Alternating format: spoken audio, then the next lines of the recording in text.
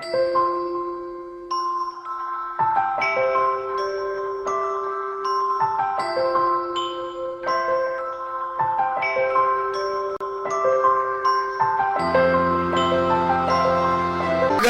आग जलनी चाहिए, सिर्फ हंगामा खड़ा करना हमारा मकसद नहीं। सिर्फ हंगामा खड़ा करना हमारा मकसद नहीं। हमारी कोशिश है कि ये सूरत बदलनी चाहिए। साथियों, तूफान आने वाला है, तूफान आ रहा है। आज खाली तूफान आ रहा है।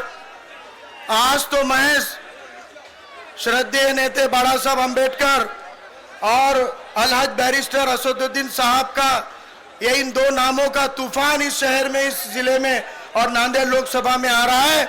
लेकिन इंशाल्लाह 18 तारीख को वोटों की बाढ़ आएगी और इस बाढ़ में कांग्रेस और भाजपा बहकर जाने वाली है। साथियों, मैं चंद लम्हे आपके सामने बात करना चाहता हूं। हम लोग पिछले 15 सालों से कौमी और मिली मकसद से समाजी कामों में हैं, लेकिन आज हम लोग आपको ये बता रहे हैं कि मजलूम तबकों की इस लड़ाई के अंदर मुसलमान अकेला मजलूम है, ये पूरी सही बात नहीं है। मुसलमान मजलूम है ही, लेकिन मुसलमानों के अलावा इस मुल्क में 70 सालों में दस्तूर की अहमियत को, मेरी गुजारिश है कि आप लोग अमन से बैठ जाइए। हम जमीन से जुड़े लोग हैं, जमीन पे बैठने में कोई दिक्कत नहीं है। मेरे भाइयों, बैठ जाओगे तो पीछे तक लोगों को नजर भी आएगा, अमन भी रहेगा। मेरी गुजारिश है, बैठ जाइए। अरे तपते हुए हालात में हम चुटके सहने वाली कौम है। ये सड़क की गर्मी हमको नहीं थकाने वाली है। आप बैठ जाइए मेरे भाइयों। हम लड़ने वाले मुजाहिद हैं, हम लड़ने वाले सिपाही हैं, और सिपाही कभी भी जमीन नहीं देखता, जहां जगह मिलती है वो बैठता है। आपसे गुजारिश है कि आप लोग, हमको 70 साल में जो नाकामयाबी मिली उसको ध्यान में रखते हुए एक नया तजुर्बा करना पड़ेगा। यही तजुर्बा इस नांदेड़ की आवाम ने, नांदेड़ के दलितों ने, मुसलमानों ने, ओबीसी ने किया था 1990 में, कि तब अशोक चौहान को एमपी के इलेक्शन में डॉक्टर काब्दे को चुनकर लाकर उनको जमीन चटाने का काम इसी नांदेड़ की आवाम ने किया था। और 30 साल बाद फिर से एक मौका है, फिर से एक मौका है। देखो मुसलमानों पे क्या जुल्म हुए, 15 दिन से सब हम गिना रहे।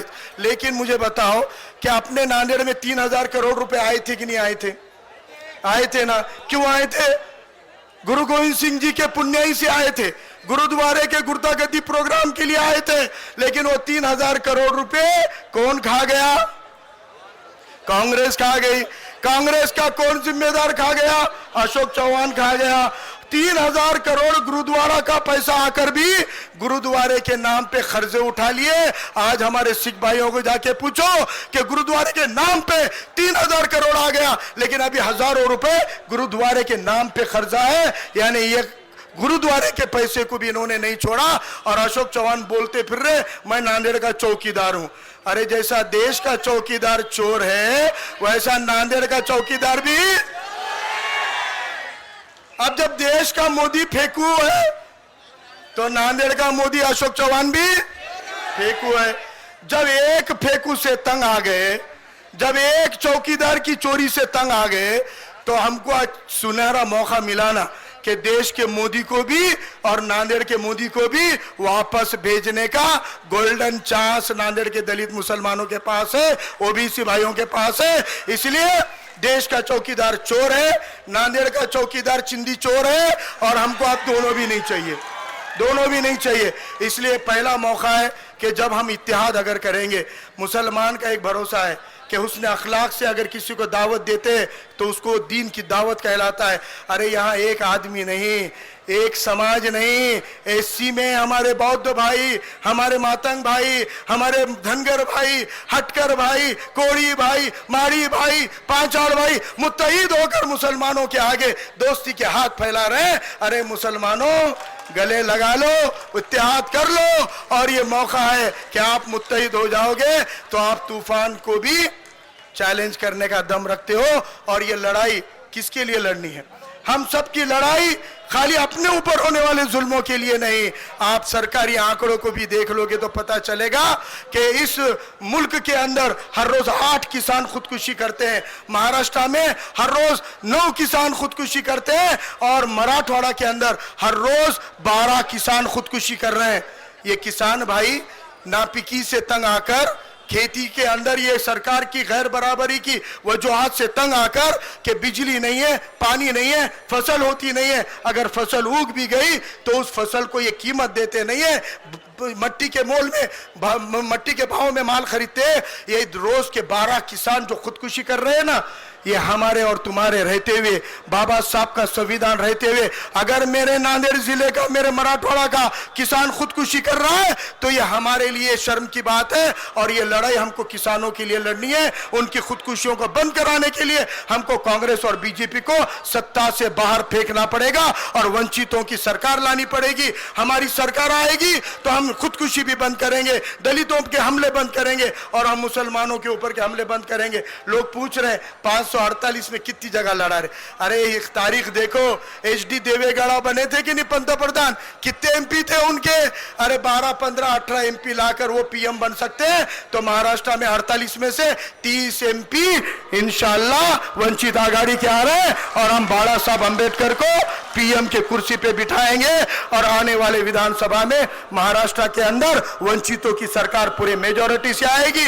आप देखिए, कोई भी शहर हो, कोई भी लोकसभा हो, एक तूफान आया है। हिंगोली में एक सादे आदमी हमारे बेचारे मोहन राठौड़ साहब, सादगी वाला आदमी है, ये खड़े हैं, इनको टिकट दिए। आज हिंगोली में जाकर देखो, पूरे दलित समाज के, पूरे OBC समाज के, पूरे मुसलमान, पूरे बंजारा इनके साथ मुत्तहिद होके खड़े हैं और 2 बड़े बड़े बाल शिव सैनिक वहां खड़े हैं। कांग्रेस से भी शिवसेना का उम्मीदवार है सुभाष वानखेड़े और शिवसेना से तो शिवसेना का ही है।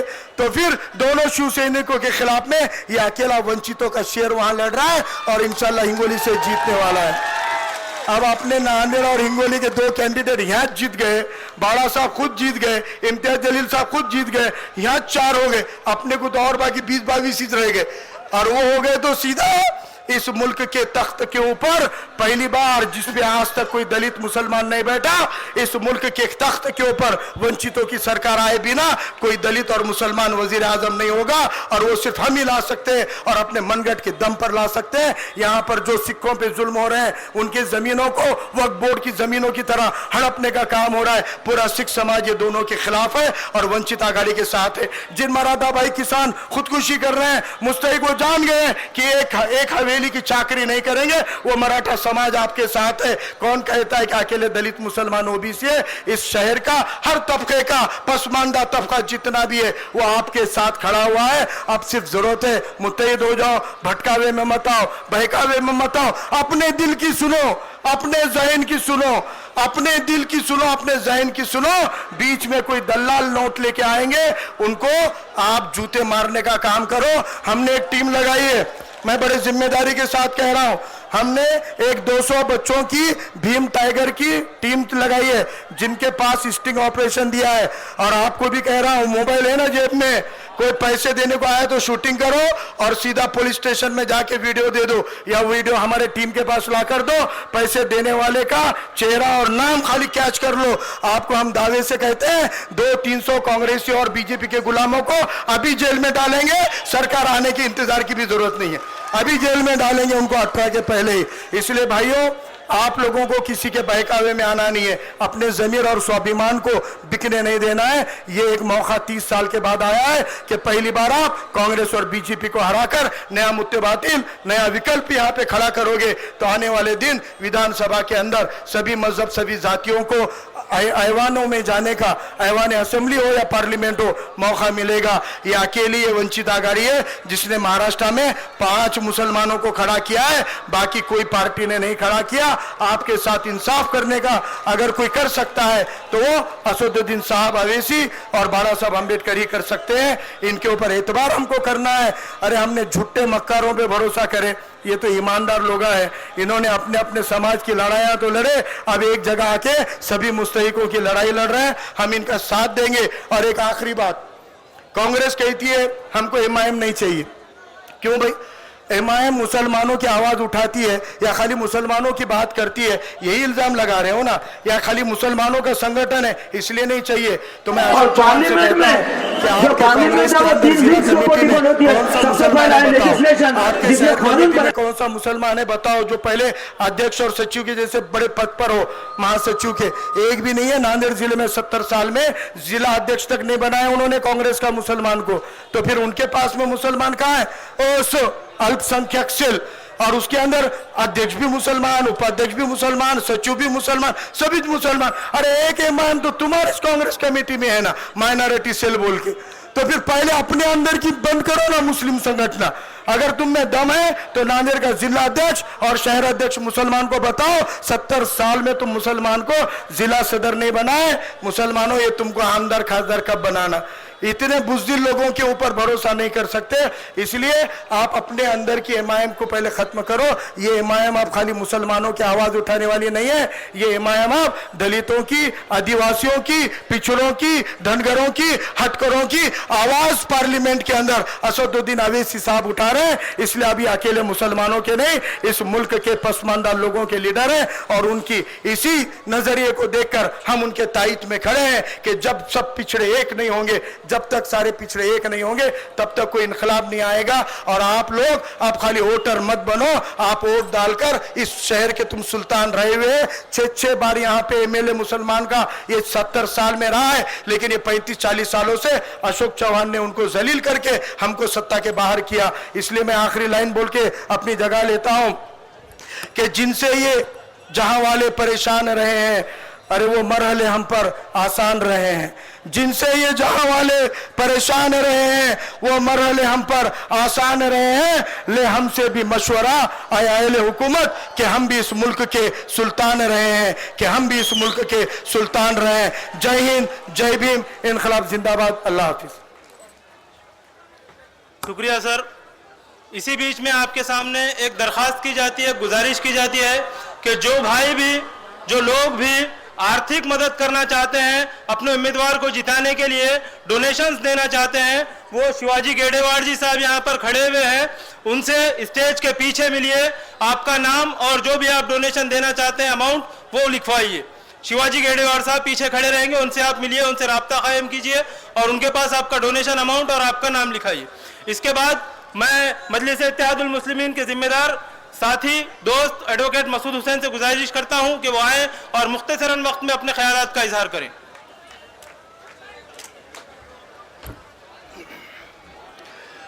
स्टेज पर तशरीफ फरमा तमाम मुहिबान मजलिस, तमाम जिम्मेदारान, वंचित बहुजन आघाड़ी के तमाम जिम्मेदारान और तमाम सामाईन इकराम, मेरे दोस्तों, बुजुर्गों, माँ बहनें, अस्सलाम वालेकुम रहमतुल्लाहि वबरकातुहू। आज का ये जलसा, इंतखाबी जलसा यहाँ पर मुनक़द किया गया, मुझे बहुत ही मुख्तसर सा वक्त दिया गया है। मैं इस चंद लम्हे में मैं अपनी बात को आपके सामने रखना चाहता हूँ। मैं आपको सबसे पहले ये कहना चाहता हूँ कि कांग्रेस ने 70 सालों से दलित समाज का, मुसलमानों का और तमाम वंचित समाजों का इस्तेमाल किया है और डर की राजनीति की है। हमेशा 70 साल से कांग्रेस ने मुसलमानों को, दलितों को ये कहकर डराया है कि अगर कांग्रेस को वोट नहीं दोगे तो बीजेपी आ जाएगी, अगर कांग्रेस को वोट नहीं दोगे तो बीजेपी आ जाएगी। मैं पूछना चाहता हूं कि बीजेपी हिंदुस्तान में कितने बार हुकूमत पर फायज हुई? बीजेपी सिर्फ 10 साल हिंदुस्तान पर हुकूमत करी, जिसमें से 2014 से 2019 तक ये दूसरा सेकंड टर्म बीजेपी का रहा। फिर बाकी के सालों में कांग्रेस ने मुसलमानों और दलितों को क्यों डराया? कांग्रेस डर की राजनीति करती है, खौफ की राजनीति करती है। कांग्रेस ये नहीं चाहती कि दलित समाज का हमारा कोई भाई या मुस्लिम समाज का कोई नेता डेवलप हो, वो कायद बने और दलित समाज को और मुस्लिम समाज के हुकूक को संसद में उठाए, असेंबली में उठाए, बल्दिया में उठाए और हमारे हुकूक को हम तक पहुंचाने का काम करे।